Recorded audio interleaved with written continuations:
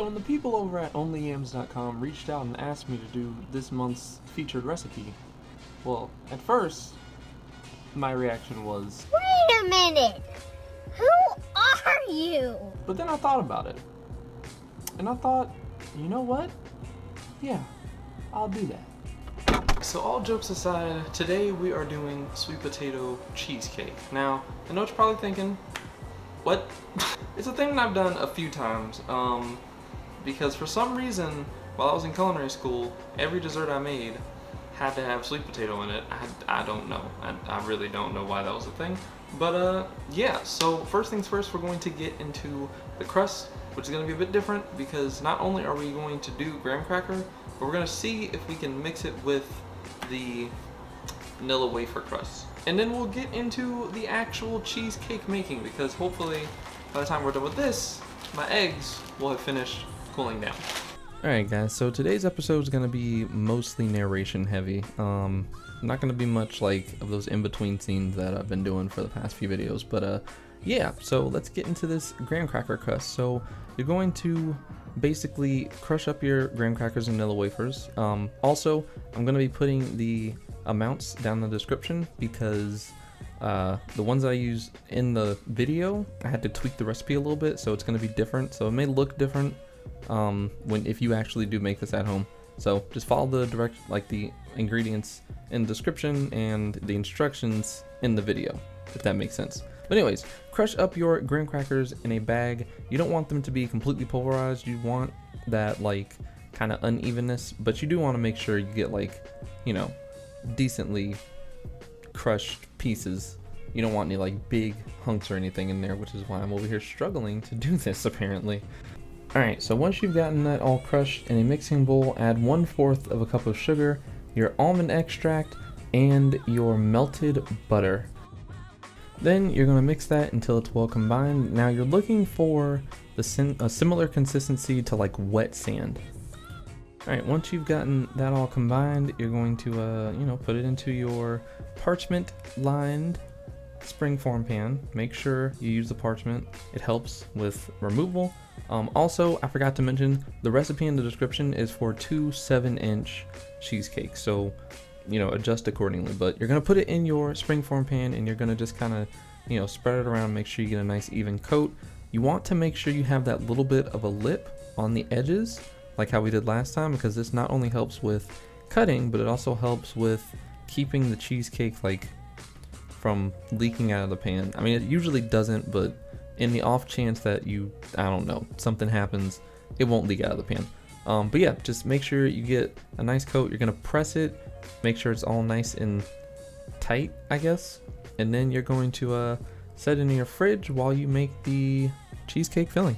Alright, so now to get into the cream cheese. Now remember, once again, this is for 2 7-inch cheesecakes. I kind of feel like I need to reiterate that because reasons, but anyways, you're going to combine your cream cheese with the remainder of your sugar. You should have about like a cup and a half, I'm not sure. Once again, refer to the recipe in the description, not the one that I'm saying in the video. Anyways, you're going to mix that until it is smooth on a medium speed. It looks extremely fast on this video. It's kind of creeping me out. But anyways, once that is smooth, you're going to add in your brown sugar, your vanilla extract, your maple and honey, your spice mix, your sweet potatoes, and your rum. Then ensure that you scrape down the edges of your bowl. This helps not only everything get mixed, but actually no, that's the reason why you want to do that, because it helps everything get mixed, because you don't want clumps of unmixed batter. It's just not good, no one likes it. But anyways, mix that until it is well combined, and then we're going to add our eggs. Alright, so now it is egg time. You're going to add your eggs one at a time and make sure that they are just about completely combined before adding the next one. You want to do this because it helps us get a nice smooth batter, which prevents cracks.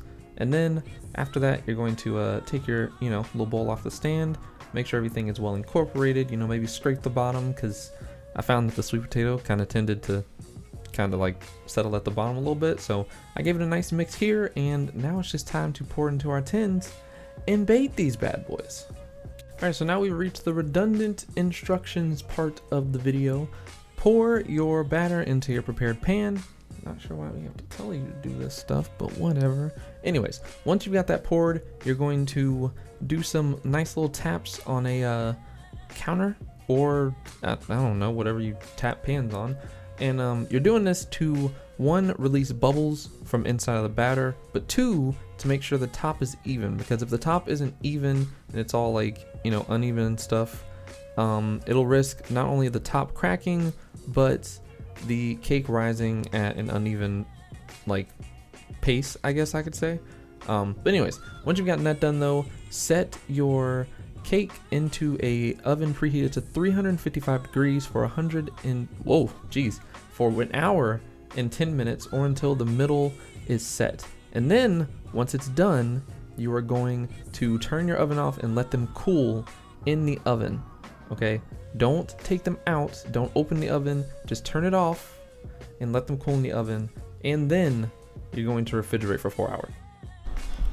Alright guys, so no taste test or traditional outro today because, yeah, those cheesecakes actually weren't for me. I made them specifically for Father's Day, but I was told that they did taste good, so yeah, we did a good job on that. If you enjoyed the video, hit that like button, subscribe if you're new to the channel, and share these videos. You know, I don't say that enough in these videos, and I feel like when you don't say things, people don't think about it. So I'm just gonna, you know, start saying these things more, probably in the beginning of the videos as well.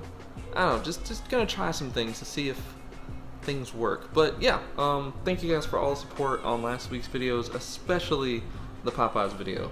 That by far is my best video, and everyone that I know is like, yo, you gotta make us those tenders.